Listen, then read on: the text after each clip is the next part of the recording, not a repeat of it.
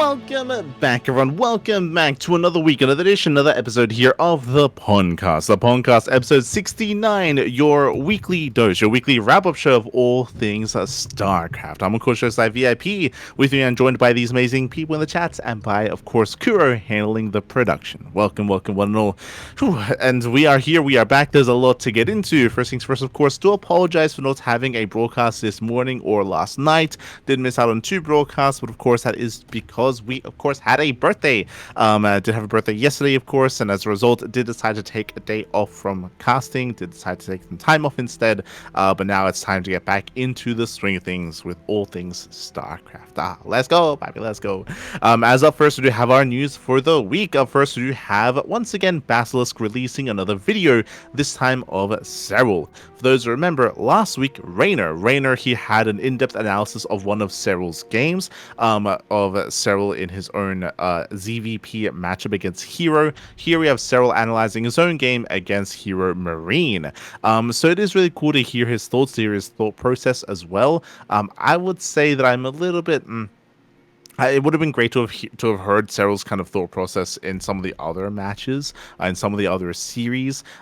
Here he breaks down his matchup against Hero Marine, which I think was a little bit more straightforward here. But I mean, we were able to get a little bit more in depth into his thought process, into his explanation, into his decision making as well. So regardless, it is really cool to see some of this, and I hope to see more of this in the future. Right? It's like in my mind, I'm a little bit concerned that we might only just get one video from Raynor and one video from Serral. We might get a video from Trigger as well. But I hope this becomes more of a regular thing, where every now and then we get to see some extra content made from Basilisk, making use of their more analytical mind from the side of Serral, Trigger, and Raynor. I think it's really cool, and I mean, if it does well, I'm sure we'll be seeing more of this in the future. Again, if you're maybe struggling a little bit in the ZVT matchup, I do recommend checking out the VOD and checking out the video here of Serral going through his series against Gabe. So do recommend it. Again, it's really cool to see Basilisk just pushing and creating content for the players even more and more as time goes on. And I hope that they continue to do this, and I hope that other teams do follow suit and take up this mantle as well. I think the closest that we've seen is Shopify. I'd love to see more content made from Team Liquid and from some of these other teams as well, like even Onside. We'll see. Speaking of team content and speaking of Onside, up next we do have news regarding Onside. Onside and Team Liquid specifically. So Team Liquid, they're going to be sponsoring a StarCraft II show match. It's going to be an SG show match featuring multiple different players, but the headlining duo is going to be Cure versus Maru. That's going to be on the 1st of November in a couple of days. It's going to be in a couple of days' time over the weekend. It is going to be a show match, a TVT show match between Cure and Maru, but not just that, there are going to be some other show matches as well, including some VTubers. Let's go. And other personalities. Basically, it's like a streamer match. I believe this is going to be on Chijik. I believe this is sponsored by Naver. Like, I think Naver, they're like organizing and running it, and obviously sponsored by Team Liquid as well. But again, I believe it's going to be streamed over on the Chijik platform. It would make sense just because they're in organization with Naver themselves, and that's why CranKy is getting involved, of course. So it is really cool to see. Again, there's going to be some pro StarCraft, some more amateurish StarCraft as well. That's why they're inviting other personalities, like some VTubers, like some other Korean streamers as well. I would not be surprised if these streamers were involved in a previous Chijik kind of big, like, fun show match event where they had like streamers versus streamers. I'd have to double check, but I'm pretty sure that these were also involved in that as well. And I believe CranKy is going to be covering the event, casting it in Korean, of course. So CranKy is going to be like the main kind of like showcase, or he's going to be the main like host, I should say, the host and caster for the show match. And yeah, it's just really cool to see that Naver, Chijik, and I guess even Team Liquid stepping in as well are starting to run these events and starting to put a little bit more of a limelight on these, especially in Korea, right? Like, for a long time, like, Korean StarCraft, I feel like hasn't been getting too much love, but in recent times, especially, I mean, thanks to Crank and thanks to Chijik, they have been hosting more tournaments and really kind of spreading their wings a little bit by incorporating other content creators, other streamers, other VTubers as well, and kind of exposing StarCraft to these greater audiences. It's really cool. It's really cool. I feel like it's almost like a no-brainer. It's like, yeah, like, this sort of stuff should be happening more often, and it's really cool to see that it is. What this is casted in English, I don't think so, at least not currently. Once again, if this is streamed on Tijik, and because of Naver being one of the main sponsors and organizers, in my mind at least, it would make sense for this to be only live streamed on Tijik, even if there was an English stream. We might be able to get some replays afterwards to be able to show off the series later via replays, but otherwise it'll be focused and covered in Korean. So bear that in mind. But really cool to see that Team Liquid and Onside / Team Vitality, they're running and organizing and helping to sponsor a set event. So it's really cool to see. And again, that's going to be in a couple of days' time. Best of luck. There's going to be a signing event as well, of course, with Cure, with Maru. So if you happen to be local, if you happen to be in Korea, then do consider checking it out. The other big events, speaking of Korea, is the RSL, the Revival StarCraft League. We already spoke about how tickets were being sold to at least patrons, as patrons did have on their Patreon, did have early access. Now, I believe we are having those tickets being sold to everyone. Here we go. We do have links, standard tickets and premium tickets as well. Tickets for the offline finals. Remember, RSL Season 3, we just had the qualifiers not too long ago. Season 3 will be taking place over the course of November, and then the offline finals will be in December. This is going to be basically inviting the top performing players from Season 1, Season 2, and Season 3 all to that offline event in Korea. It is really cool to see. We already saw photos of the venue itself. I believe they've hosted tournaments in said venue before. It is, I think, in Gangnam as well. Not the Afrika studio. I believe it is a different studio nearby. But regardless, really cool to see that, again, there's already some experience at least at the venue. I'm sure they're going to be just hiring said production people that work at the studio as well to work on the event. And best of luck. It's not easy to run an offline tournament, so there's going to be a lot of work going behind the scenes. Best of luck to Gemini and to State, and to all those working behind the scenes to make that event a reality. And again, it is coming in December. It's right around the corner. We're almost done with 2025. So yeah, the tickets are available. If you happen to be in Korea at the time, then do consider going, of course. It's a great way to celebrate StarCraft and come together, of course, as well. So tickets are now being sold. They're now being sold. Likewise, on a bit of a side note, I believe voting for who will be a part of RSL Season 3, voting for the patron, is also open as well. That is also currently open, so make sure you vote if you happen to be a Patreon on who you want to be a part of the tournament. Up next, we do have some massive news regarding the StarCraft Miniatures game. With Archon Studios, there was an interview. There was an interview conducted on Wargamer, and it was a pretty interesting interview as well. I think myself, and maybe a lot of people included, assumed that this was going to be like a one-off sort of thing, where it's like, oh, okay, it's going to be a miniatures game. It's going to have a rule set. They're going to release it, and that's going to be that, right? And it'll be fun. It'll be really cool. But what we're hearing in this interview is that it looks like they plan on actually holding on to this IP, holding on to this game, and actually pushing it and promoting it and actually releasing more content over the years, in reference to either expansion packs or just adding units to the game. It's really ambitious, is what I will say.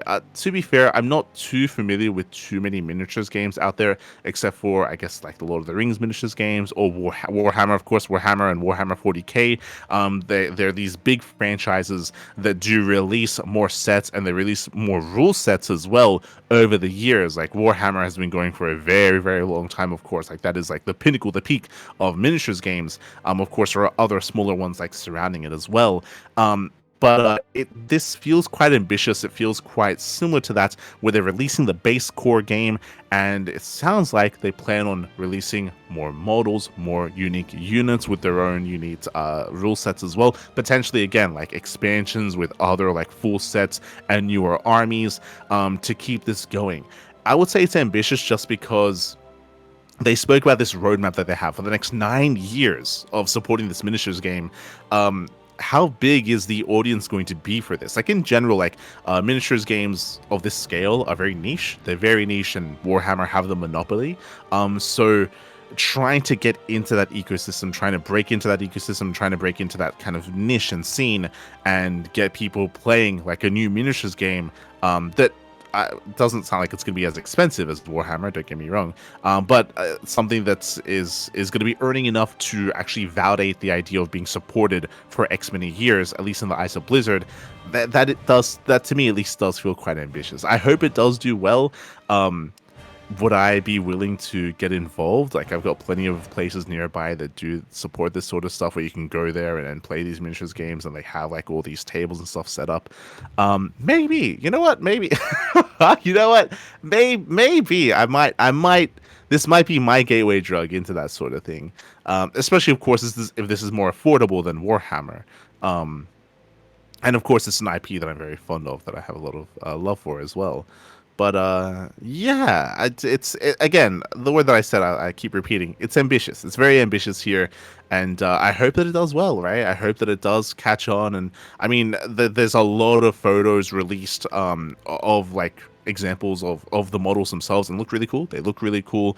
The models, the zealots. I feel like Protoss especially, they got a lot of love. Like like showing like shields attached to the miniatures as well, to kind of show like what it would be like if they were attacked, or the look of like the translucid archons and all that. Like, I feel like there's been a lot of attention to detail there. There's a lot of love, 100%, to the models themselves.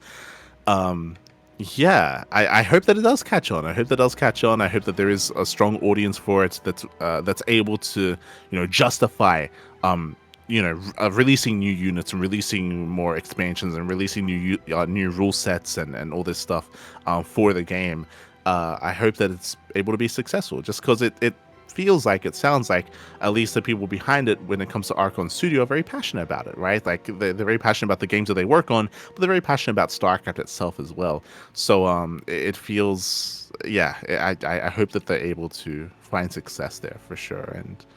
And yeah, you know what, I might step into the realm of like miniature gaming I will if they say, decide to go that far. from what I understood, they said that there will be like this, like, big scale games, but I think they're supposed to be like big scale games, but they are also supposed to be like skirmish games, so like a smaller scale. So basically, you need your starter set, and basically you can just play games with that. So there is a way to be involved without spending like millions on like huge armies and stuff. Like they don't plan it exactly like Warhammer. Yeah, something that has yet to be fully revealed is price sets, right? Is price sets, and whether they plan on releasing like for Warhammer, for example, you can like drop $100 on like a set of 6 Zerglings, like for example, right? Like, are they willing to are they going to be selling like units separately like that, or just in full sets and full armies like we're seeing here? Like, that has yet to be fully revealed. So we don't really yet know like the price model of how this is going to be. We don't know the prices yet, but I know that at launch they're supposed to be releasing a starter pack like for the entire like game, which is like Terran versus Zerg, and you get just entire thing like Terran versus Zerg. Yeah. Like, the starter set is we already know what's coming with that, but like, I don't know if they're going to be selling individual like squads of units, or if they sell like specific armies and stuff like that. Like, we'll see. We'll be able to compare with said Warhammer, see how affordable it is, see how accessible it is as well. And yeah, it's definitely going to be an interesting kind of foray into the miniature scene that I'm very interested in. And again, like, the temptation to get into Warhammer was always there, but of course the price point is a big kind of like hurdle to get over. If the StarCraft version is more affordable, then I'd be more than happy to like maybe get involved. But we'll see. We shall see. Again, very ambitious. Do wish him the best, of course, as well. And yeah, definitely exciting things to come. Also, I was kind of vague about it. I do recommend checking out and reading the interview yourselves. What is really exciting is the idea of them creating models of units that don't exist in the base game. I'm sure a lot of StarCraft fans, even hardcore fans, are mainly, fans of the RTS, and maybe they read the comics that were released. If you remember, they had comics that were attached to the war chest that were released a while back. So that was a little bit more accessible because you could actually access that through the game, and through the esports side of things. But like, there was StarCraft Illusion, there were books. Like, there were books that were revealed as well. There were other like side comic lines that expanded the universe of the game. And what I'm getting at is that apparently there are some units in those games, or sorry, there are units in the books, there are units in the the comics that were never shown in either Brood War or StarCraft II, that they're willing to like create models of and actually Yeah, like bring there to are life different in the versions of the miniatures. models. Yeah, and the most exciting thing is that they were like, hey, we want to maybe make a separate army for the Zerg plus hybrids for the hybrid army, which is interesting just because in the game hybrid units are very limited. Like they're in co-op, of course, and they're there, but there's not that much variety. Like there's no like worker units for the hybrids, or there's no like lesser units as well. Like there's like three different. I want to say there's like three different like hybrid models in StarCraft 2. But for them to like try to expand on that through the books and through the comics and add more units to that, and to actually have an army, to have a quote unquote fourth race, is again, it's really cool, is really ambitious, and I hope that they're able to make that dream like become a reality and make that come to fruition. I will say that Yeah. Subsarian is a big part of the Discord right now. He's been commenting on a lot of stuff, so if anything is inaccurate, he will point it out. But also, I wanted to give a quick shout out to a bunch of people actually who have been posting photos from the convention, as well as there's a person called Easy Board Games who actually did like a short interview with one of the people from Archon, talking more about the rules of the game. So if you want to check that out, that video is also available. That said, they did mention that there will still be changes to the rules and some like core changes. So this is like not the final version of the game. And they still have, as they mentioned before, they still have like one more meeting with the Blizzard executives, like I think in like 2 weeks or something, and they still have to like confirm the final version of the game. So keep that in mind. But there is like a preview of what is to come. Yeah, exactly. So there are videos out there. We're seeing more and more of this, and definitely exciting things to come in regards to what the miniatures game will be. As was said, like the rule set is not fully finalized yet, but it's on the horizon. Like it soon will be as well. So really exciting stuff in regards to that, and yeah, really cool to see, more attention being given to this. Another kind of like side note is that we did hear, at least from Archon Studios, that them working with Blizzard has been very smooth. Of course, remember, this is also a Blizzard that they're working with, which is post Microsoft acquirement as well. But apparently, like they've been very easygoing, and they've been very accepting of like any changes that want to be made. Like they've not kind of been as hands-on as other game developers that they've worked with in the past. We have heard like quote unquote like issues in the past that they had with when it came to kind of how restrictive the publisher was in regards to, was it Mind Magic? Mind Magic was the previous one that they worked with, and they also, and again the publisher was very hands-on, and they were very restrictive, and there were some limitations as a result of that. But it feels like here, for at least the StarCraft miniatures game, Blizzard, they're a little bit more hands-off and a little bit more willing to like kind of let them do what they want, which is really cool. Which is really cool to hear, at least. I like the way they phrased it, where apparently the first like meeting, the proper meeting they had with the executives, like they told them like they are not specialists in miniatures, they know how to do miniatures, so they just basically left the decisions to them on how to make the miniatures. Like they just making sure that like it fits into StarCraft, but like as far as miniatures, like they know better. Yeah, for sure. So it is really cool to hear that interactions and that kind of dynamic and that relationship is going well between Archon Studio and Blizzard, is really nice to hear. So yeah, for sure. Also, Ragnar saying in chat that there are 4 models, actually. Well, there you go. There are currently like 4 models in game of like hybrid units. But again, the idea of them introducing even more to actually facilitate for a proper army of hybrid units is really cool to hear.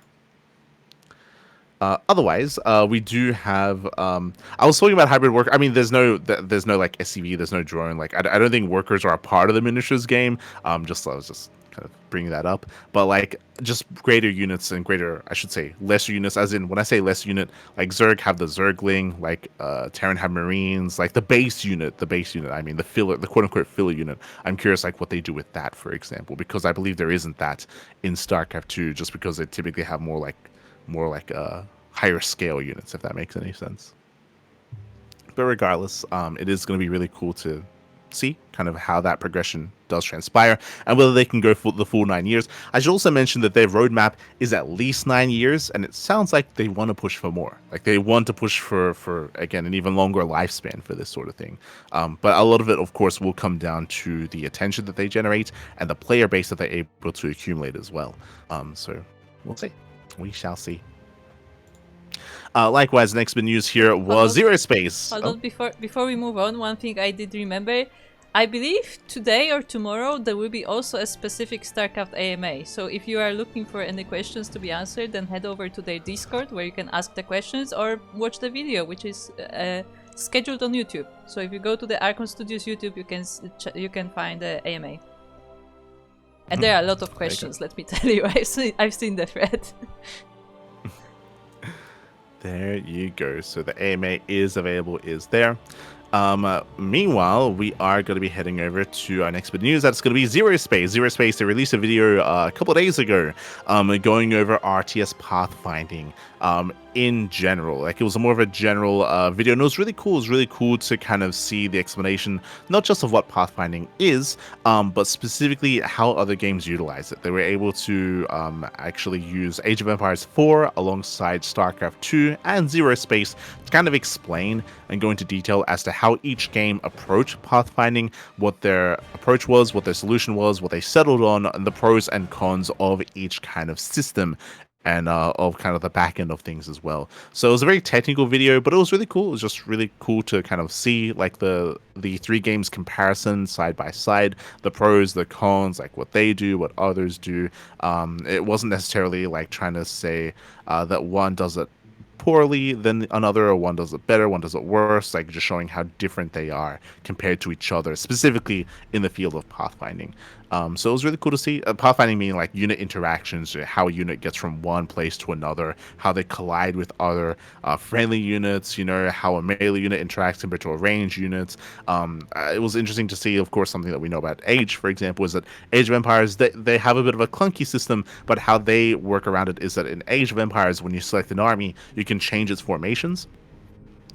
There's like a grid where you can be like, okay, go in like a V formation, or go into like a double like a double like length horizontal formation, or vertical formation, and these formations, they automatically kind of like move units to be in front of each other and try to like work with that and showcasing how StarCraft is different. That was a really interesting video, not too long either. So if you're interested in the kind of the back end side of things, or how game systems work, then yeah, do check it out. And of course, it's another kind of reminder as well of like, hey, you know, ZeroSpace is on the horizon. Unlike Stormgate, ZeroSpace doesn't seem to have as much monetary issues when it comes to funding, when it comes to producing the game. They have a bit of a, things are looking a little bit more stable there. But of course, it is going to be its own game as well. It has its own direction, has its own identity, and we're still yet to see kind of what comes of that. Regardless, great to see, you know, more RTSs being worked on and coming to fruition, and yeah, we'll see kind of what comes of ZeroSpace as well. I would say what I really appreciate about the video is that like you can tell that like this is not like, you know, a prepared like video by someone. Like, this is the guy who is programming this, who is talking about this video. Yeah. Like, this is like, it's not like too technical that you won't understand what it's about, but like this is like very specific about this is how things work, like this is how we solve this problem and stuff like that. So I really appreciate that. Yeah, and it's a really nice way to kind of like do that, but also promote the game at the same time. Like, it's really nice to like, it's a nice way to do kind of both in a unique way as well. So yeah, do appreciate it. Do check out the video as well. Again, not too long, around 12 minutes long, so do check it out. Up next, the final bit of news here is going to be the SC Evolution. SC Evolution Complete Ranked Ladder Open Alpha. Now, if you recall, the ladder has been in the works for a very long time. They did have a beta version in the game for a while as well, but then they scrapped that, if you recall, not too long ago. They scrapped the ladder that they were working on. They kind of like tried to readjust and kind of rebuild it from scratch in a way, and looks like we have the alpha version of said matchmaking. When it comes to the ladder for StarCraft Evolution, it's been something that has been a big hindrance for the game, as you can imagine, is, hey, players have been watching StarCraft Evolution, they want to play StarCraft Evolution, but the idea of joining a Discord and finding opponents, but not just that, finding opponents that are around your skill level as well, is very difficult, and it is a bit of it's definitely a hurdle. It's definitely something that is hindering people from actually trying and playing the game mode. Just the need of finding someone, creating a custom game, hoping that you're a similar skill level to be able to enjoy and play the game. It's quite difficult. It's quite difficult, and it is, yeah, something that is kind of, it is stopping people from trying the game, from playing the game. It is hurting the player base as well. So I would say the ladder is honestly quite important, and they are taking steps here to actually create their own ladder as well. It's still gonna have that kind of it's still gonna have like a bit of a barrier to entry, as you do have to kind of be aware of kind of how to make use of it as well. I myself am not too familiar, but I do know that they're working on their own MMR system, their own ranking system as well. And yeah, wishing the best in regards to that ladder. Again, it's still alpha, like it's still very, very early in the works, but it's something that they're actively working on and trying to fix up. So, in regards to the algorithm, in regards to the MMR, in regards to a global leaderboard as well. So yeah, that is currently in the works. If you're interested in said thing, if you want to wait for it to be fully released and fully done, completely understandable. But if you're interested in getting into it early on, then do join their Discord, join the SC Evolution Discord for more details of joining and being part of the ladder of the open alpha, of said open alpha. Otherwise, that leads us into our main events here. That leads us into our main mode events. I will say that we'll be going over the Enki Epic Series next week, next time, as we are going to be covering that event ourselves. Big shout out to Enki, of course. He's one of our own. He's one of the CranKy Ducklings, El Patito, of course, El Patito, and he has been hosting these events on a monthly basis. We'll be going over that next time, just because we are going to be casting that event via replays at a later date as well, just as a heads up. So we'll be getting to the Enki Epic Series soon, TM. Up first, though, we do have the Chijik SC Evolution Mang Russell Cup. Mang Russell, of course, is a Korean player, but he has stepped into the role of actually running some tournaments here. I had to do a double take because if you remember, Prome was doing the same thing. Prome is a Korean Protoss, and Prome was also like running tournaments as well. Looks like Mang Russell has begun to do this as well. This is also limited to the Chijik platform for live streaming. We can cover it via replays after the fact, and it looks like this is going to be a bit of a greater tournament here. It's going to be lasting a couple of days. It will last from the 25th of October to the 2nd of November. Oh boy, so 4 days, apparently 4 days of play, I should say. To me to take part and to run the event. Has multiple stages, and let's get through it here and now. What's really interesting here is it looks like we have a bunch of more amateur players competing in this. I'm not entirely certain of the rule set of like what is limiting players from taking part. But yeah, looking at the signups, looking at the players here, these are not pros. They're not pro players. These are lesser known players instead. I see Choi Galaxy, for example. True, like we're familiar with him. He's been running some of his own tournaments. But outside of Choi Galaxy, I do not know anyone here. So I think this is really good, though. We spoke earlier about the health of StarCraft Evolution, how one of the big issues, one of the big gateways, of course, is the lack of ladder, the lack of ability to even play the game outside of the pro players that are competing and making customs amongst themselves and playing in tournaments. So it's really difficult to kind of get into StarCraft Evolution. So running a tournament like this for more amateur players, for up and coming players, to give them a chance, to give them an opportunity, and to earn some food as well, apparently.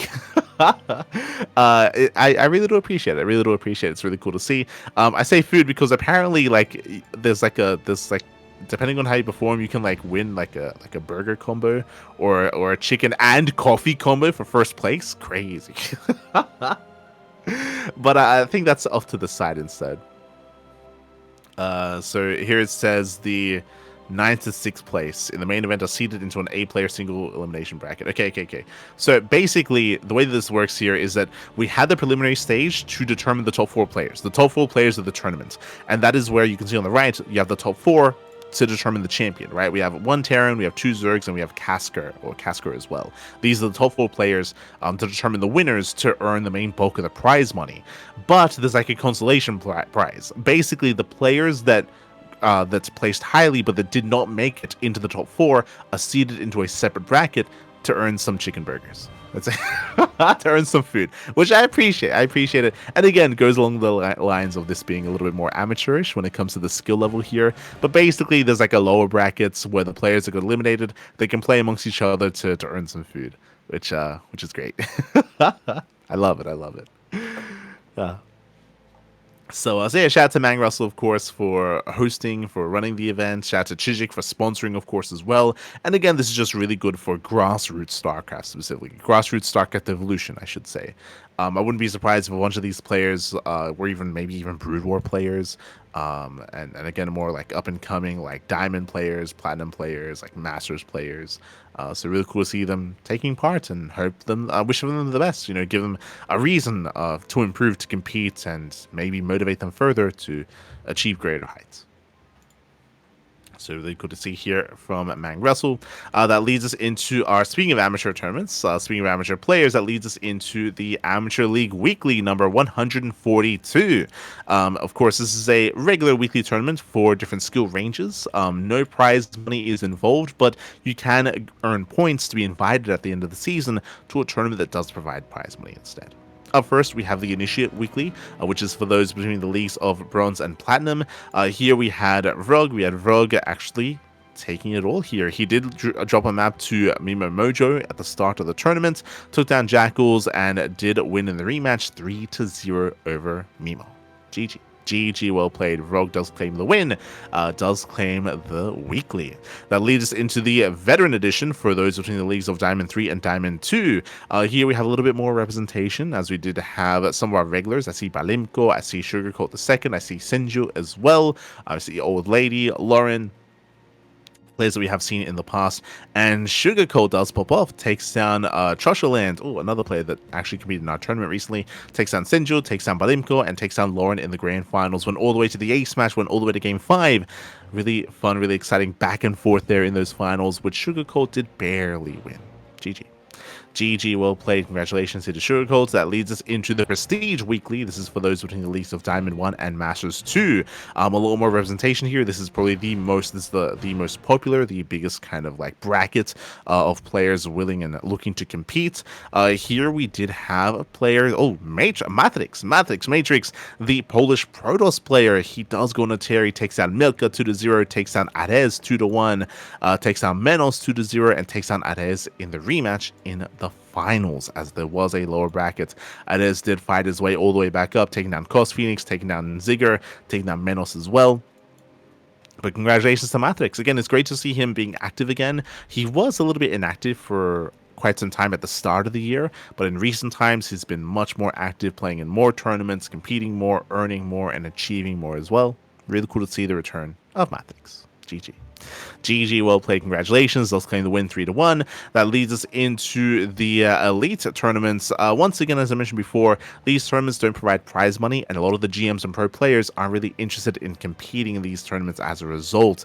Azura gets a walkover win. Azura, the only player to sign up and to check in. Feels bad, man. Feels bad, man, but shout out to Azura. Azura, of course, is the Italian Protoss player. He's a semi-pro, and this is going to allow him to earn points to be invited into a tournament that does provide prize money. So shout out to Azura. Let's make it through.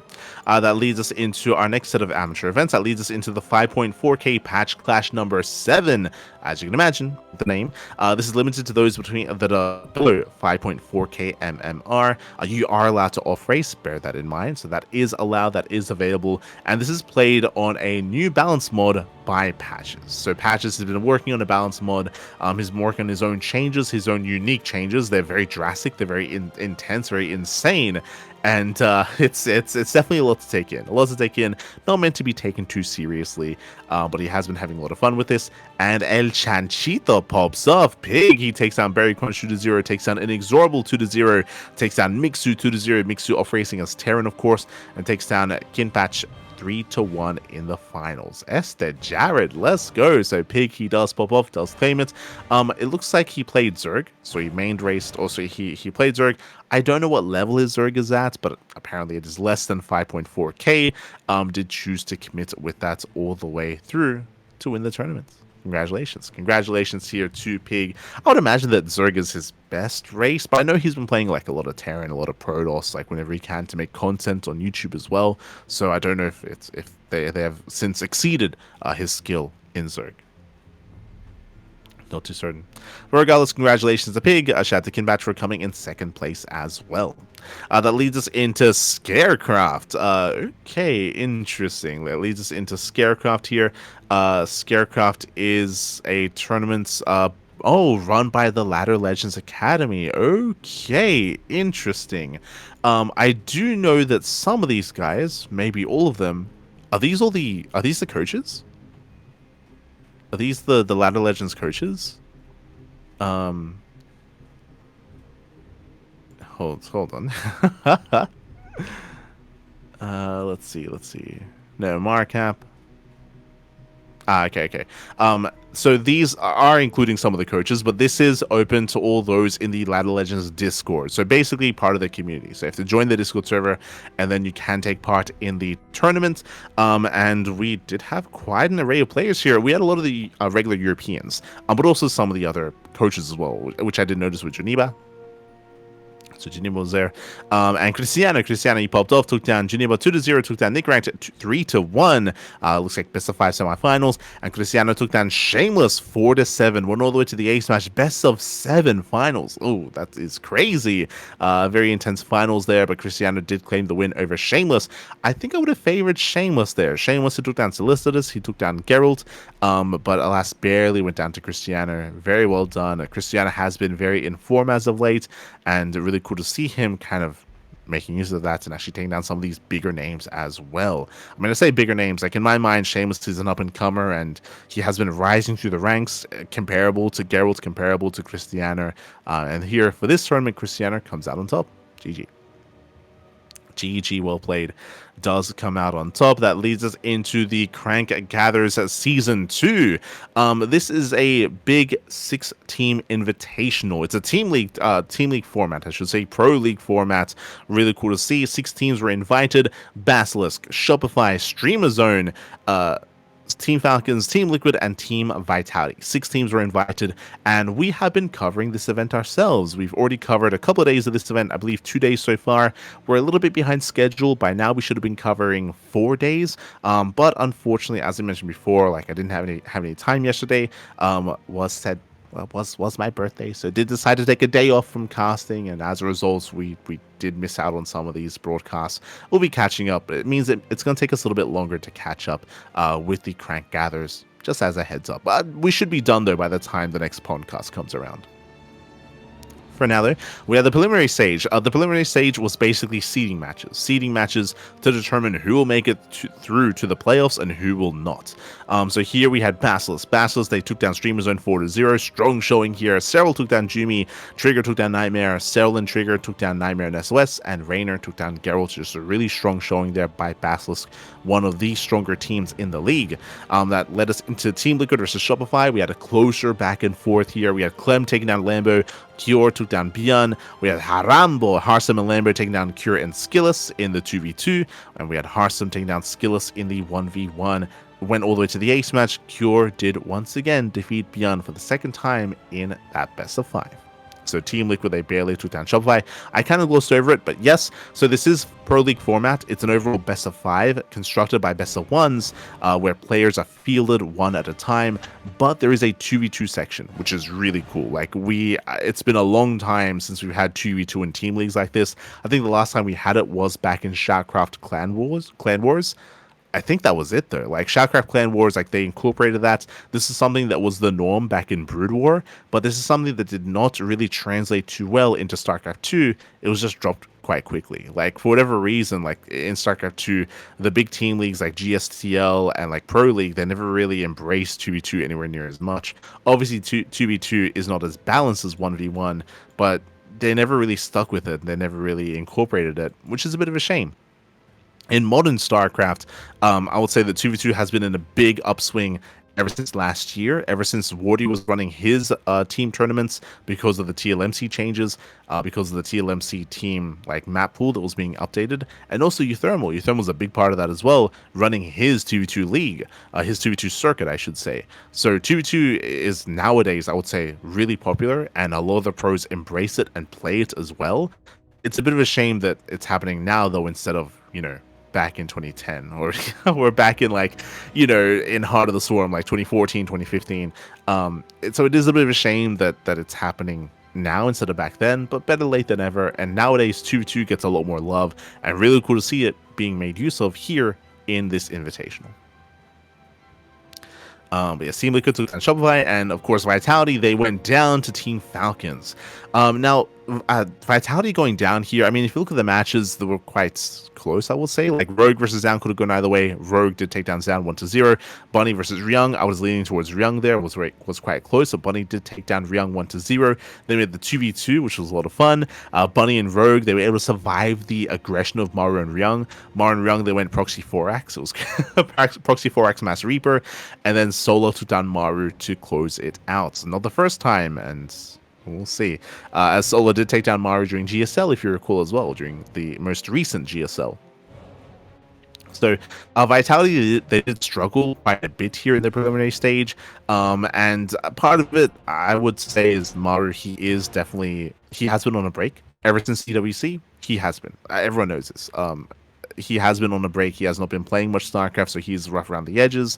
But I would say that I still expected more from Ryung and Zhao. Like, it's on them to carry. It's on them to carry. It's on them to show up, and they need to really, really ramp it up here to be able to perform well in the team league. Congratulations to Team Falcons. Now, all the teams are still in the tournament at this point, but that led us into the group stage. This is where teams are being eliminated and where teams are advancing on into the playoffs. So Basilisk, Team Liquid, and Team Falcons, because they won in the preliminary stage, they all got seeded into the playoffs. That led us here into the group stage, where we had a round-robin group stage. Shopify, they took down Streamer Zone 4-0. Lambo took down Nightmare. Björn took down Jumi. We had Harambo once again taking down Nightmare and SOS, and we had Harsum taking down Geralt. We had a clean 4-0 here for Shopify. That led us into Streamer Zone versus Vitality. Now, this was a surprise. Like, the Team Falcon series, like, not really, not as much. But here, this was crazy. Luna C, he kicked things off with a win over Zan. It was very impressive, a very crazy way to start the series as well. Big win for Streamer Zone, big win for Luna C. Took down Zan on Ruby Rook. That led us into Geralt versus Maru, where Geralt did take down Maru as well in 10,000 feet. For those who didn't watch, Maru went for a 2-base all-in. The 2-base all-in failed, and Maru, he failed to transition out. I mean, it was an all-in, so I mean, it's difficult to transition anyway. And Maru, he was just playing from behind. He was just playing from behind after failing to kill Geralt on 10,000 feet. That led us into the 2v2, Nightmare and SOS. They took down Ryung and Zhao. It was a very intense back and forth. There was a lot of banter between the players as well, between Ryung and SOS. Ryung and SOS, they were typing the entire time. There was a lot of banter going on. Nightmare and SOS, they took the win, and then Nightmare, he cleaned it up versus Ryung on Andromeda. So a very, very surprising result here. Streamer Zone, they shut down Vitality, and with that, we had the final series, of course. We had Shopify versus Vitality. Here we did have more of a back and forth. Zhao took down Lambo. Big win there for Vitality, the first win of the league. Zhao did get the win against Lambo. Björn took down Maru. That was an intense back and forth, but once again, like, there's less expectations for Maru nowadays. Then we had Harambo, of course. They had a crazy series against Maru and Zhao in that 2v2. That was insane. It came down to floating buildings that were sticking with the main army. I will say Maru and Zhao had the superior army composition. They had a crazy army to work with, but they were losing buildings. We were in a base trade. Harsum and Lambert, they were avoiding the main fight, sniping buildings, sniping Raxes, sniping starports. As I would say that Maru and Zhao were a little bit careless. They were careless when it came to protecting their buildings as they were rotating, so they kept just losing building after building until eventually they lost everything. They lost all of their buildings. Even though they could win in the head-on fight, they never got the head-on fight. as Harsam and Lambo, they basically just kept expanding. They kept expanding in a big circle, and Maru and Zhao would be rotating in that circle as well. And as they kill a building, like another base would pop up behind them, just to make sure they could keep up with losing set expansions, and avoiding the main fight as well. It led into Ryung versus Scarlet. Ryung did take down Scarlet 1-0. This was Scarlet's return against Scarlet. I don't think she's played StarCraft in many, many months, as she has been on hiatus since EWC, so it was great to see the return of Scarlet. Scarlet does plan on competing in China. If you recall, there's going to be a big invitational. There's a big event, a show match tournament happening in China that is going to be featuring some. The reason for it is because of the return of the Chinese server. It's like a big celebration for the Chinese server, and Scarlet is going to be one of the players invited to that event. So Scarlet's going to be there in China to be part of that show match. Scarlet, I believe, is also traveling to Stellarfest to compete in the Canadian tournament as well. So Scarlet is going to be competing in these tournaments. I'm sure that's one of the reasons why she made her return here, to start practicing, getting ready for these bigger events. Scarlet did go down to Ryung, and it came down to the ace match, Ryung versus Byun, and Byun did barely claim the win there. GG, well played. With that, Shopify, they defeated both Streamer Zone and Vitality, and Shopify do make it through into the playoffs. Streamer Zone and Vitality are knocked out of the tournament. GG. GG, well played. I also didn't really get to mention that this tournament does feature some TLMC 21 maps, even some maps that were not a part of the top 16. So really cool to see Dream and Scars also a part of this, despite not making it to that top 16. So really cool to see. Same with Gem Garden. Gem Garden's also a TLMC map as well. So they're all being made use of here. And that leads us into the playoffs, which we'll be going over next week, as we have still yet to cast them ourselves. We'll be doing so tomorrow. Doing so to catch up with those tournaments, with that casting.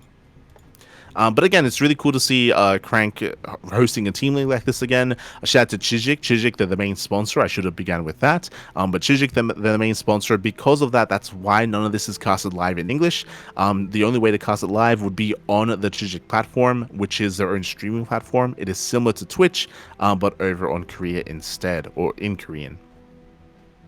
So that's why no one's been casting this live. That's why we've been casting this by replays, and I think Wardy has also been casting by replays as well. So we've been doing these replay casts after the fact to catch up with these matches. And again, we'll be doing so starting tomorrow as well, getting back into it with the playoffs.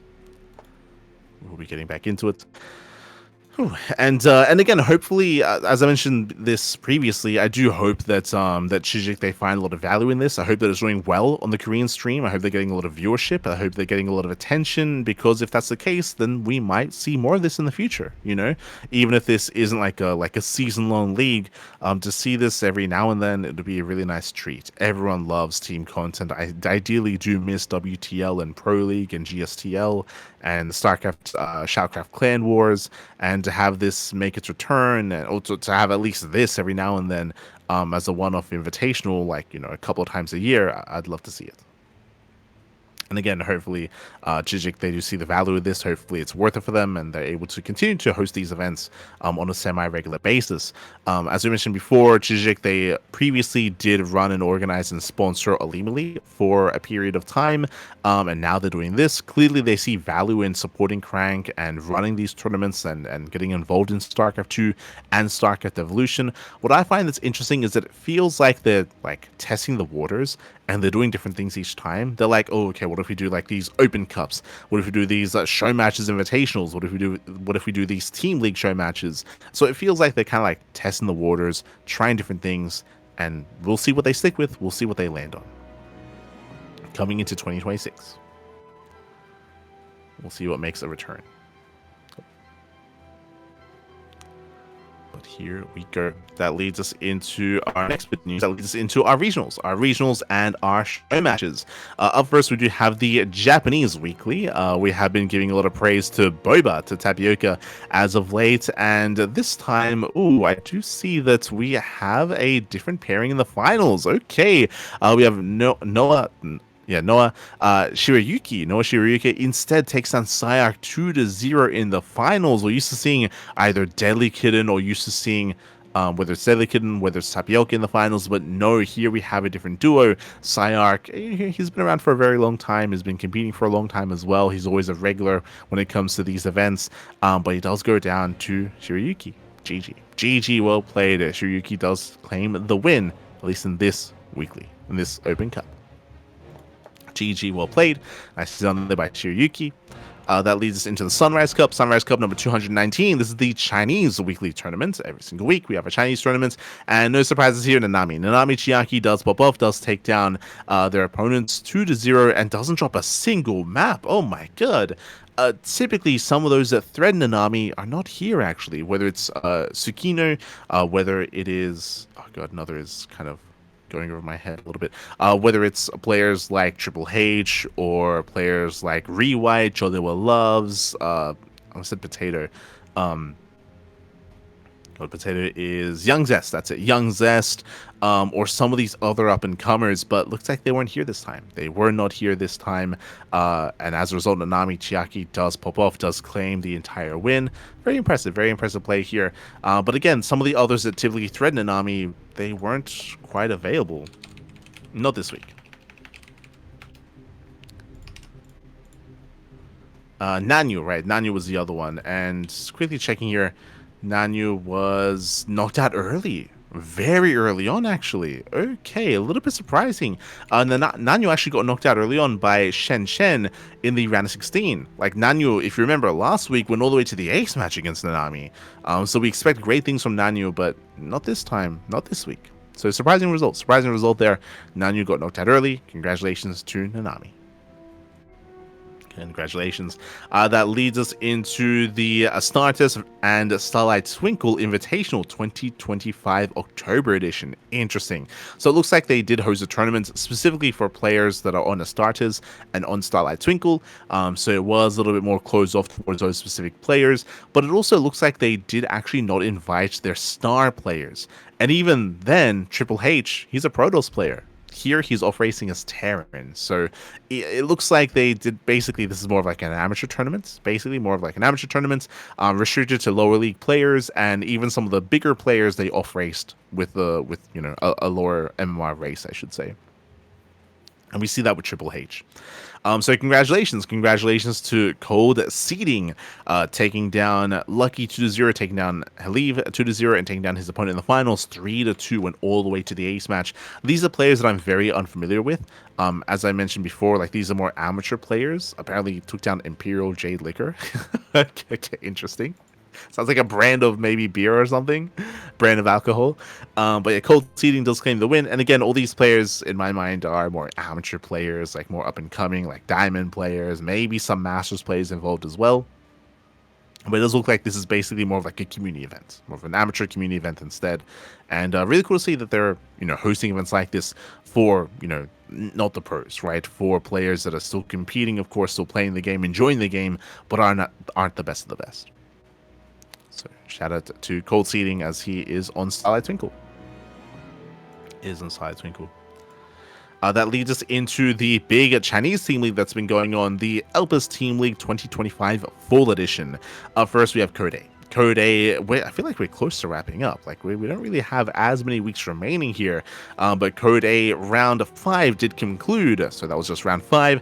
We still have 2 more weeks. 2 more weeks left to conclude the round robin group stage. Here we had a Team PTB. They took down Hist and Toss, their second team, 6-0, so big win. Unfortunately, we did have a walkover in the first round. Alka took down Knight, and YKN took down his opponent as well. So congratulations to Team PTB. That leads us into the second Starlight Twinkle team, led by Xingming, takes down Rookie Warpgate 4-2. Xingming, of course, he did take his 2-0. We had some closer series between the other players. Xingming, for those who don't know, he is a GM. He's a semi-pro. I would say he's probably one of the best players in this Code A league. So best of luck to everyone else. As Starlight Twinkle looking to be one of the heavy hitters coming into this, as they've yet to drop a single series. Scrolling down, we have a Team 4-Leaf Clover, FLC. They take down their opponents 6-0. So strong showing there from 4-Leaf Clover as well. We've yet to really see too much competition against Starlight Twinkle, except for Rookie Warpgate. The Rookie Warpgate rosters have been posing a bit of a threat to Starlight Twinkle. And we'll see if they can be brought down at all in the group stage. And again, this is the Code A version, so these are more like up-and-coming like amateur teams and amateur players. That leads us into the Code into the Code S edition. Hold on. Okay. That leads us into the Code S edition. Also, round 5 did wrap up. Here we have the bigger teams. Here we had Toho Project. Toho Project, they take down Astartes 5-1. Daydreamer wins his match, and his other teammates, of course, did end up taking their series as well. So strong showing there by Toho Project. Solid Twinkle, they defeat Team Hist 4-3. This was a very close series. Hist are another one of these teams that do have some heavy hitters. They have Kingslayer. Like, in my mind, Kingslayer, he's one of the stronger Terran players in China. Jolo loves a number. They go back and forth, 1-1. Triple H goes up against Kingslayer. Kingslayer does defeat Triple H. Big win there for Kingslayer. Young Zest takes down TATP 2-0. And then we have the ace match. The final game, Jollywa Loves versus Kingslayer. I'm surprised they picked Jollywa. In my eyes, the ace player for Solid Twinkle is Young Zest. Like, Young Zest, like, he's very strong, he's very accomplished. I would say he's stronger than Triple H, stronger than Rewhite, stronger than Jollywa, but they believed in Jollywa in that ace match, and hey, he beat Kingslayer. Maybe a bit of a sniper build as well. Like, the ace player for Team Hist is Kingslayer, 100%. We've covered him before, especially in the regionals, of course, in the EPT regionals, and Jollywa does bring it down. Congratulations to Starlight Twinkle. That leads us into Team Little Fairy versus Team Elpis. Oh, some surprising results here. Ear and Miggy get tied 1-1. Ghost Runner and Restart also tied 1-1.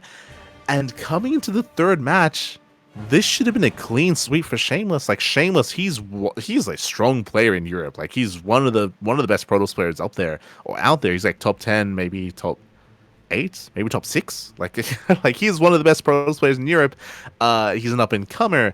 We expect great things for him. Previously, we saw him go down to Cristiano, but 4-3, went all the way to Game 7. He is favored against Oriana. I have to know what happened there. I have to know what happened in those matches. Oriana, he's a great player himself, don't get me wrong, but there is a skill gap between Oriana and Shameless. In my eyes, Oriana, he must have all-ined every game. He pulled like a Hon Mono to knock him out. That's a crazy result, a crazy upset. Little Fairy, they have Shameless. Shameless, he's the highest rated player in the entire league. He is meant to be spearheading his team. Not this time. Not this time. Not against Oriana. GG. GG, well played. As that leads us into... Oh, hello? You're fine now, but you are roboting every now and then. Okay, no, that's fine, that's fine. Yeah, all good, all good. Did you hear everything? Yeah, like it didn't cut out. It didn't cut out, but sometimes it does get very roboty every now and then. Okay. All good, all good. But yes. So Team Elpis, they were able to pull it off here against Team Little Fairy. Very surprising, crazy upsets. That leads us into PCEC. PCEC up against Kauda. PCEC get the win 4-2. More unknown players in my eyes here. I would have been favoring Kauda. So big win there for PCEC as well. And again, there's only 2 weeks left. Only 2 weeks left for our tournament. Change that. Oriana, yes. Oriana, if you haven't seen him, Oriana, he's I would say Kingslayer is a higher rated player than Oriana. Oriana, he used to compete regularly in our tournaments in the Grand Platypus Open, and in Sparkling Tuna Cup as well. But Oriana, he's very active when it comes to the Sunrise Cups. But nowadays he mainly only plays regional tournaments. It's quite rare to see him play in our tournaments anymore, or in the Wardy TV Mondays, for example, as well. So Oriana, he's been a little bit less active outside of these regional events, so I don't really expect as much from him nowadays, which is why it is a big upset to see him bring down Shameless. Nicely done nonetheless. It's nicely done. Like, I don't know, like maybe like a regional comparison to Oriana is like Moja in Europe, right? Like if Moja defeated Shameless, I'd be like, yo, that's crazy. But also Moja's a good player as well. Like they're good players in their own right. Yeah, like having this big power spike and bringing down Shameless, it's impressive. It's impressive. Definitely noteworthy. GG, well played. And again, another 2 weeks and we'll be wrapping up the group stage. We'll get there. We will get there. That leads us into the OSC events. That leads us into our OSC tournaments. The OSC 2025 mid-season playoffs number 2 did take place this week. I believe the lower bracket has been progressing very slowly here, has been progressing. Let's have a look at what's been happening. Only a handful of matches. Okay, only a handful of matches here. We did have Skilless versus Goblin. Skilless takes down Goblin 3-1 to advance on to the lower bracket to round 3. Shout out to Goblin for taking a map there. Again, I was still very disappointed to see that Lemon was not a part of that series, did not compete against Goblin. That would have been a crazy back and forth, but no Lemon in the lower bracket round 1. That also leads us into Spirit versus GG Machine. Spirit takes down GG Machine 3-0. Spirit, he has been on a tear. Spirit took down Creator, took down GG Machine. Spirit is looking in form again. We were praising Spirit for performing well in Wardy's tournament not too long ago, where Spirit, he came out first in his group. Crazy result out of Spirit. And again, that run continues here, and we're expecting great things out of Spirit to continue in this lower bracket. So best of luck to Geralt, as going to be facing off soon. And then we have Björn versus Max Pack. That also did conclude. Solo was waiting in the winner bracket finals. Max Pack and Björn that went all the way to the ace match. All the way to the ace match. Crazy back and forth. Björn, he kicked things off up 2-0. And then we had Max Packs winning 3 games in a row. So congratulations, Max Pack. He barely wins against Björn, up against Solar in the winner bracket finals. When it comes to the lower bracket, there's still a lot to go through. There's still a lot of matches remaining, of course. So best of luck to all the players involved. There's a lot of really exciting matches to come as well. We have Christiana versus Trigger, Hearthstone versus Skilless. That's going to be a rematch from their Team League match. Chan versus Ryung. You know, we still have Kira and Björn down here. Spirit, of course, has been in form. Best of luck. Best of luck to everyone involved.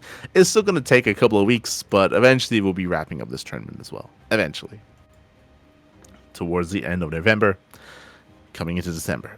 That leads us into the OSC Weeklies, the OSC King of the Hill Weekly number 228. This was covered by Wardy. Wardy has been a little bit more available as of late, so Wardy did cover both weeks of OSC. When it comes to this weekly, we did have Geralt. Geralt and Baby Marine, they did kick things off. Geralt did defeat Baby Marine 1-0, defeated Ledlix 1-0, but did fall to Young Yakov. Young Yakov, he has been in form as of late. He has been getting some more impressive results. Takes down Geralt, takes down Mana, takes down Mixu, but he does fall to Percival. A little bit short-lived as Percival takes down Young Yakov and he falls instantly to Solar, and Solar, he goes on a crazy win streak and no one does stop him. Solar takes down Percival, Rebellion, Jimmy, Demi, Nickrat, Creator, Art, Christiana, and Lambo. Lambo is a fresh face here. Lambo, he often does not compete in the OSC tournaments, so really cool to see Lambo actually competing and taking part this time. Often we do see Björn, players like Björn or even Nightmare. They're the kind of players that typically stand in the way of like someone like Solar that can bring him down. Max comes to mind, Spirit comes to mind, but the players that I just mentioned, not this week. They weren't here. They were not here. Solar, he was able to go on a tear. Congratulations. Solar, he does walk away with the majority of the prize money. Again, every single win does give you extra prize money, of course. There's a bounty on your head after a while, and you get a bonus if you can be the one that can stop a big win streak, but no one did stop Solar. No one did stop him, and as a result, he is invited to be the starting player for the next week, but he actually declined said invite. He was not available, and we had Shin. Shin is another player that is often not competing in these, so really cool to see Shin taking part in OSC King of the Hill Weekly 229. So Shinny does start off, takes down Euthermal 1-0, takes down Geralt, takes down Baby Marine, takes down Sebestus, and hey, it's almost like we know who's in form right now. We were giving a lot of praise to Spirit earlier, talking about high expectations in that OSC tournament because of how well has been performing as of late, and that is further exemplified here. Spirit pops off, takes down Shin, takes down Lilix, Night Phoenix, Mixu, Christiana, Demi, Percival, Nickrat, Young Yakov, Iba, Creator as well. Spirit, he goes on a crazy win streak, and again, this further solidifies what we've been saying, that Spirit has been very in form as of late, emphasized by his performance in the group stage of Wardy's tournament not too long ago. Spirit, for whatever reason, post EWC, he's locking in. For whatever reason, in recent times, in recent weeks, he is locking in, he's actually improving, getting better results, and yeah, it's a crazy time to be like spiking in skill. it's interesting that now is the time when Spirit's popping off instead of earlier in the year. But I will say that right now Spirit is looking better than he has all year long, 100%.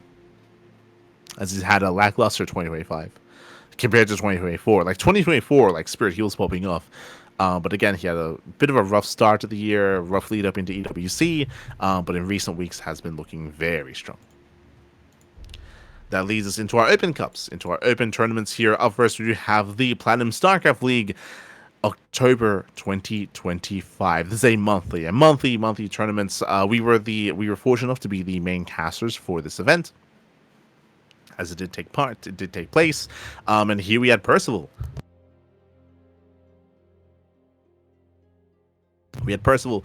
He took down Lelix 2-0, took down Christiana 2-1. It was a close back and forth between Percival and Christiana. Percival took down Nickrat 3-0 and took down Shameless 3-1 in the grand finals. So congratulations to Percival, staying very late up into the night. It was not a good time for Korea.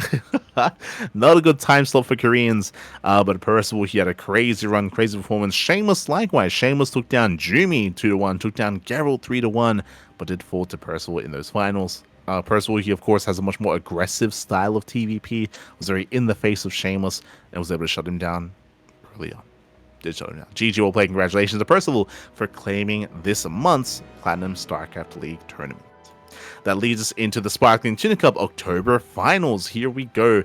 Again, for our Tuna Cups for the rest of the year, we do have our regular weeklies, but that leads into the monthly finals. And for this month, we had the October Finals. Unfortunately, no Zerg. No Zerg players were involved, unfortunately. But that's what we expect out of these Open Cups. Pure Protoss, Pure Terran, and we had a crazy performance out of Creator. Creator had a really impressive run. Beyond took down Percival 2-0, Creator took down Bunny 2-0, Cristiano took down Nickrat, and Hero took down Geralt. So we did have a back and forth between Hero and Geralt. But again, Creator taking down Bunny was an impressive result, and he 2-0'd Beyond in the semis. It was a really fast series, I will say that, where he took down Beyond 2-0 as well. And Creator had a crazy performance in the finals, taking down Hero 3-1 as well. It was also a bit of a shorter series. We had some mid-game as well in some of those games, don't get me wrong. But Creator, he had a really strong showing, takes down Bunny, Beyond, and Hero. Very impressive performance here by Creator. Very well done. Very well done. Hero, he had a bit of a rocky performance, did bleed against Hero, against Christiana, and of course against Creator as well. Hero came in as the highest rated player, but Creator, he was able to shut him down and prove that, hey, he can take it to the best of them as well, of course. So congratulations to Creator, is this month's Tuna Cup champion. Congratulations for the month of October. That leads us into the Wardy TV Monday. Wardy TV Monday number 57. Here, likewise, we did have Clem popping off, Max Pax as well as what we expect. Clem takes down Percival 2-0, takes down Creator 2-0, and does face off against Max Pax in the grand finals. Max Pax, he had nothing but PvPs, took down Rebellion, took down Geralt, took down Hero, went to the ace match, and Clem did defeat Max Pax in the grand finals 3-1. GG. GG, well played. Shout out to Hero for defeating Solar, or I guess shout out to Solar. Solar, he also had a decent performance making it to the quarterfinals, but did fall to Hero early on. No shame in that, no shame in going down to Hero, as he eventually did fall to Max Pax in the semis. So congratulations to Clem for winning this week's Wardy TV Monday. That leads us into the Monday Night Weeklies number 28. I should also emphasize that we do cast the Wardy TV Mondays, but specifically because of daylight savings that just took place, Wardy TV Monday starts really late here. Now it starts really late in Australia, so most likely we will stop casting it live and start casting it via replays instead. Just as a heads up for the future of Wardy TV Mondays, and it being here on the CranKy Ducklings. But that leads us into the Monday Night Weeklies. That was later on that evening, of course. Clem, he was just the champion of the Wardy TV Monday, and here he does go for the back-to-back win. Takes down Shameless 2-0, takes down Solar 2-1, takes down Max Pax in the upper bracket, and it takes down Max Pax once again. Doesn't drop a single Mac. Clem, he 2-0s Max Pax, and he 3-0s Max Pax in the finals. Very impressive run here by Clem. Crazy performance. GG. GG, well played. When it comes to some of the upsets that did occur here, I will say that Percival defeating Hero in the upper bracket. That is very impressive as well. Percival, he popped off, took down Hero, and Hero, he got knocked out by GG Machine. Oh my god. GG Machine, the unsung hero, he takes down Shameless, he takes down Percival, he takes down Hero. He went on a crazy, I mean, these are best of one, so it matters a little bit less, it means a little bit less, but regardless, very impressive play there by GG Machine. The best performing Zerg player of the tournament walks away with a bonus with 25 USD. So nice bonus there for GG Machine. But congratulations to Clem for only dropping a map to Solar. GG. GG, well played. That leads us into the Pigazor Cup. Pigazor Cup number 55. Unfortunately, no Clem here. There's no Clem in sight. There's no Clem to threaten MaxPax. So MaxPax has stayed up all night long, playing in all three tournaments. Takes down Milky Cow, takes down Percival, and does take down Bjorn in the grand finals. Bjorn, he did take a map, but did go down in the end. When it comes to these big upsets here, I will say that Nicaract, he took down Creator 2-1. As I keep saying, Nicaract, he has some really killer, specifically TVP. I would say that's his best matchup. His best matchup because he can cause the most upsets in that matchup as well. Takes down Creator. So very impressive stuff here. I mean, we've seen Nicaract take down MaxPax. We've seen him take down Hero. If you can beat MaxPax, if you can beat Hero, you can beat anyone. So here he takes down Creator. Crazy upset. GG. GG here for Nicaract. Does fall in the end, but he had a really strong run to make it that far. Likewise, Mixu also took a map off of Beyond as well. So we did have some notable performances there, or notable results from some lesser players. So GG. GG well played. In the end, MaxPax, of course, does defeat Beyond 3-1. That leads us into the Wardy TV October 2025 tournament here. We do have our group stage. Our group stage to take place first, and this is something that just wrapped up as well only a couple of days ago. Coming into Group A. Group A, we had Hero, Gumiho, Nightmare, and Rex. If you remember, I believe we did have predictions. I think the groups are already finalized, and we did predict the groups last week. Here, I think our assumption was that here, I think I went Hero and Nightmare. I think I was like, Gumiho is looking a little bit shaky. I'll stick with the double Protoss. Never mind. Nightmare doesn't make it through, and Gumiho does. Very exciting, very fun to see some more Gumiho action in the tournament. Gumiho did defeat Nightmare 2-0 to make it through this event, to make it through the group. So shout out to Hero and Gumiho for making it through Group A. Group B, we went for, I think I went for Spirit and, did I go Spirit and Cure or Spirit and Rogue? I went for, I remember that I'm on the, of course, I'm on the Spirit hype train right now. So I went for Spirit and someone. But I can't quite recall exactly who alongside him. It might have been Rogue, just because Cure's been playing less. But Rogue and Spirit do make it through. Cristiano and Cure, they barely do not, just barely. Rogue did take down Spirit, did take down Cure, but lost to Cristiano. Oh, crazy. Cristiano did defeat Rogue. Cure, he lost to Rogue, of course, he lost to Spirit, and Spirit did defeat both Cure and Cristiano, but lost to Rogue. So again, very close group, very close, very clutch, very intense. That leads us into Group C. Group C, we had Solar, Young Yakov, Shameless, and Mana. Did I go? I know that I went Solar for one of them. Did I go Solar and Mana? I remember I had a really hard time voting against Mana because it's Mana. Like, you can never count him out. I was not expecting him to come out in first place out of the group, though, so very impressive. I might have said Solar and Young Yakov. I might have gone double Zerg on this one. Yeah, I think I might have had some faith in Young Yakov, but alas, did not come to pass here. He had a close series against Shameless. Yakov, he took down Mana, but he did fall to Solar. Meanwhile, Solar, he took down Shameless, took down Young Yakov, but he actually fell to Mana. Yeah, Mana beat Solar. Let's go. Mana beat Solar. Mana, he beat Shameless. Mana did fall to Young Yakov. Just like Group B, really close group. Really close group. It was very close, very clutch. Could have gone either way. That leads us into Group D. Group D, I think I had a hard time predicting. Like, Bjorn, he was going to be coming out, of course, but I had a hard time between Geralt, Nicaract, and Mixu. I think I might have gone Bjorn and Nicaract. I think I might have had faith in Nicaract's TVP to defeat Geralt. But that's what I feel like it would have come down to, like Nicaract versus Geralt. Nicaract did take a map off of Geralt, but did not win the series. Geralt, he brought him down, and Bjorn and Geralt do make it through Group D. GG. GG well played. With that, we have our confirmed quarterfinals. We have Mana versus Geralt, Rogue versus Gumiho, Bjorn versus Spirit, and Hero versus Solar. Who seeded this bracket? What's Hero versus Solar in the first round? That is crazy. Two players that can go far in this tournament, but they have to knock each other out. They have to knock each other out early on. That is brutal. Coming into this, I think I lean towards Rogue making it to the finals. I can see Rogue defeating Gumiho, and I can see him beating both Mana and Geralt as well.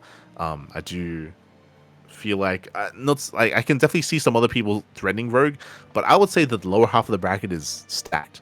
Like I can see Beyond beating Rogue, Spirit beating Rogue, Hero and Solar. Like all four of those players can threaten Rogue, but they're all on their own. Like they're all in their own half.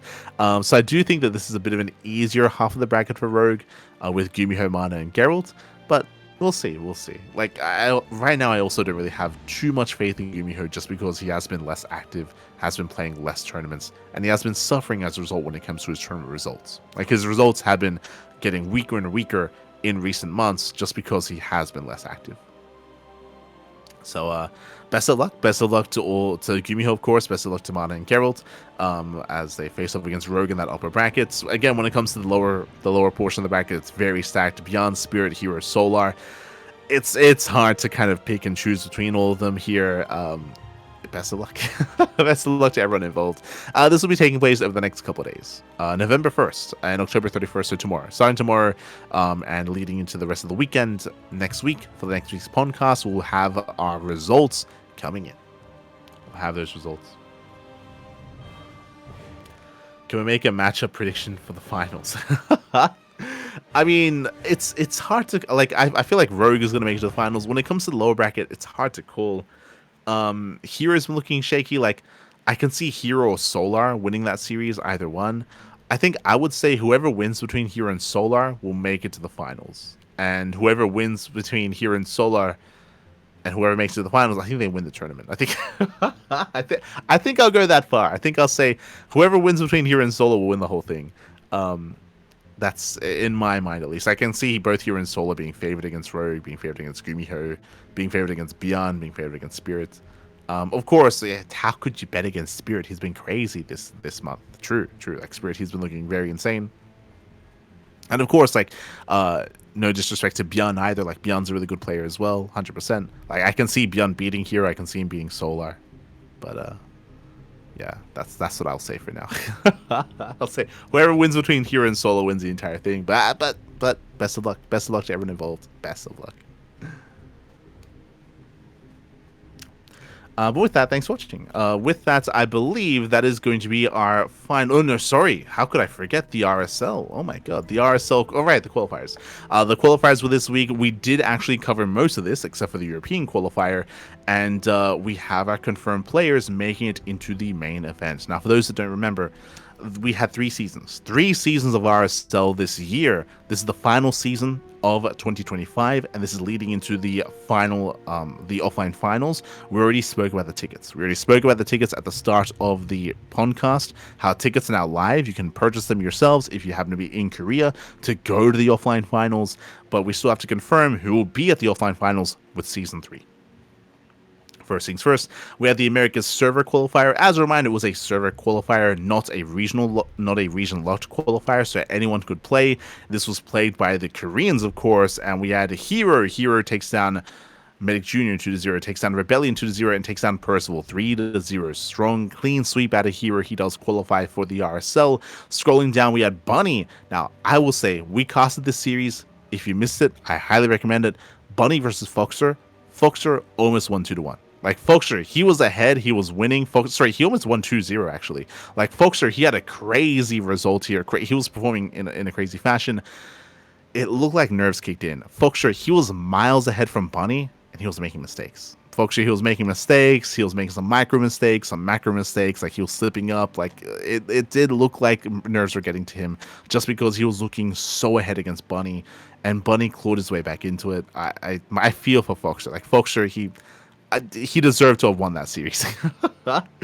And in doing so, would he have qualified potentially? Like, Foxer was looking very impressive, and he was on fire against Bunny, but as I mentioned, like maybe some inexperience or just nerves hitting at the wrong moment.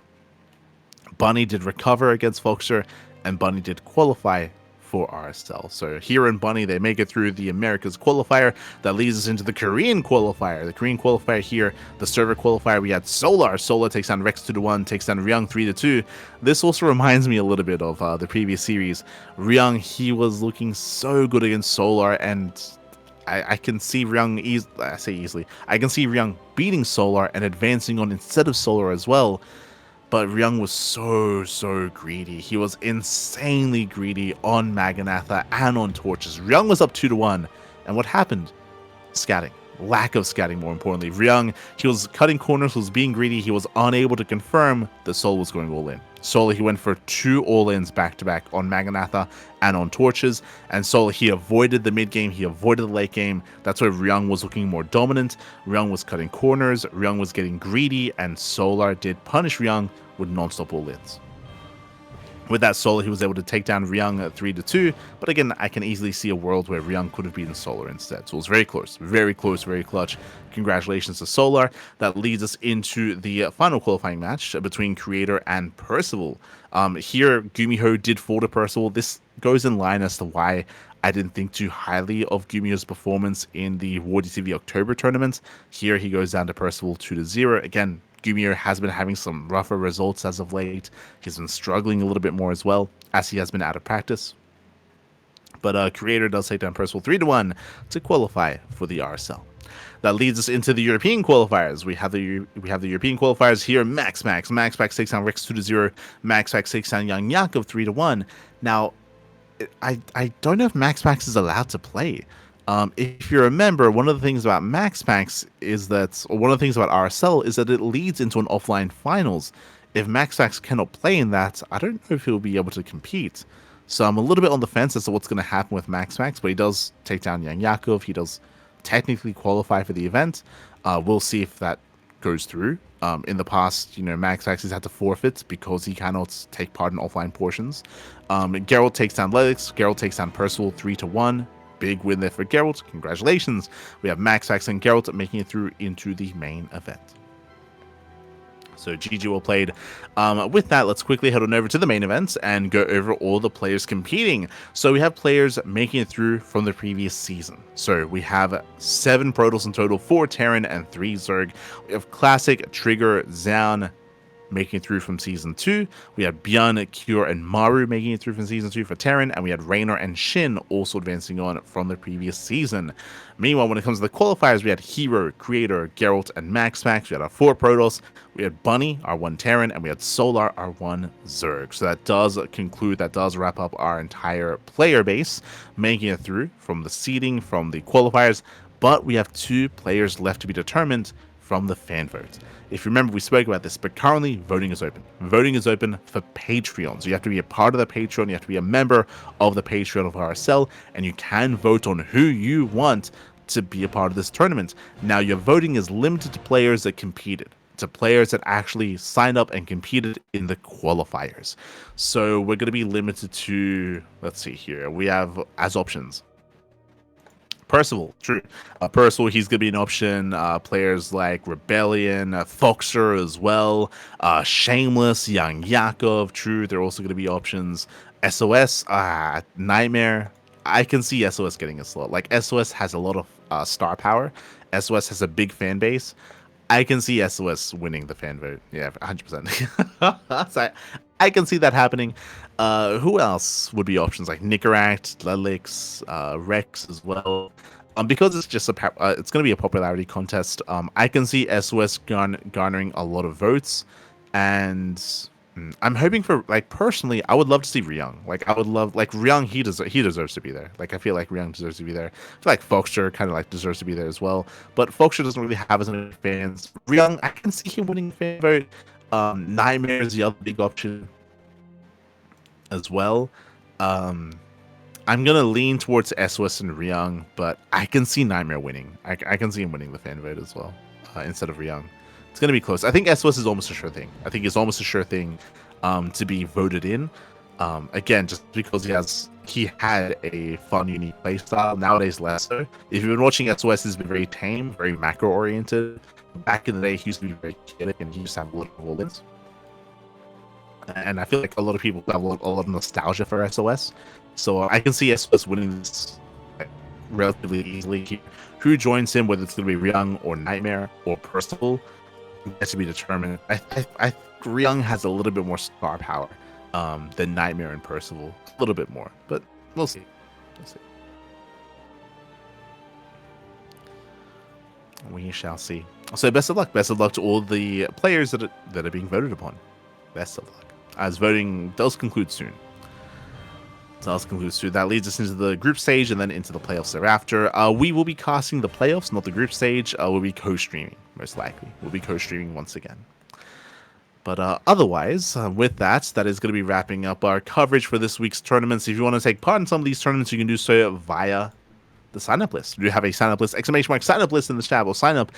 We do have plenty of events that are taking place. This weekend is the SE for All tournament. This weekend is going to be SE for All. Again, we do have the big offline event happening over in the Americas over in Philadelphia that Cheesedelphia have partnered with. So shout out to the SE Historian for running the event. And again, it is going to be a 2-day event as well. We have 2 days of SE for All, StarCraft II, and Brood War. It's going to be intense. We'll do our best to be a part of that as well. Likewise, we have the Sparkling Tuna Cup that's also going to be pushed. I believe this week it is not going to be on Sunday.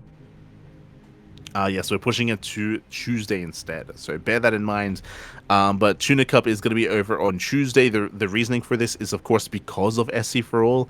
SC for All is going to take up the entire weekend, so that's going to be where our attention lies. That also means that we have less time to focus, or we just won't be able to cover the Tuna Cup over that weekend. That's why it's pushed to Tuesday instead. We also have the TV Mondays, Monday Night Weeklies, Big Sur Cup, all the regular open tournaments. KSL is going to be next week, the Korean StarCraft League, and also our amateur tournaments are also available for signups as well. So plenty of tournaments throughout the course of the week are all coming up. You can take part of that. You can see that yourselves, as of course there are those like important and those like related links available alongside a countdown timer to the event as well. That leads us into the Patreon. If you want to support us here on the CranKy Ducklings, we have our Patreon. The Patreon does help fund our tournaments. It helps fund the Tuna Cup, Sea Duckling Open, and Masters 1 Open as well. All of our tournaments are funded via the Patreon, and you can help us grow the events through Patreon as well to boost the prize pool and to eventually unlock monthly tournaments. Right now, we're running monthlies, but only until the end of the year. Then after that, it comes down to our Patreon. It comes down to the support that we're getting. So if you want to help us, if you want to help support tournaments, players, the CranKy Ducklings, you can do so via our Patreon. Otherwise, thank you so much for tuning in. Again, a bit of a shorter podcast this week, but still a lot of news to go through and still a lot of importance as well, especially when it comes to the miniatures game, when it comes to the tournament results as well. Every single week we're here with our wrap-up show, of course, with the PondCast. And our next cast should be tomorrow morning with the Crank Gathers Playoffs Day number 1. I emphasize it should be. It's going to be in around 12 hours. Around 12 hours time, hopefully I'm going to be there. Hopefully we're going to be able to catch up on the replays of the Crank Gathers. We'll be slowly catching up with that. And I believe it's going to be a double cast in the sense that the morning we cast day 1 and the evening we cast day number 2. And then that leads into the SE for All throughout the weekend. But otherwise, thanks for watching. Thanks for tuning in. If you want to support us, you can also do so via the links in the chat. !socials. You'll get a link to our YouTube channel. On YouTube, we do stream on a daily basis, or you do upload on a daily basis. So plenty of content on YouTube. Likewise, Twitter, Facebook, Instagram, Mastodon, Blue Sky, Discord, all things CranKy Ducklings. You can also, again, donate if you wish. We get like donates every couple of months, or donations every couple of months if you wish to support us that way. Otherwise, thank you. Thanks so much for watching. Thanks so much for tuning in. And we'll see you guys tomorrow for some more Crank Gathers Team League. We'll see you then. Till then, ciao. Bye, ciao. See you next time. Hasta luego.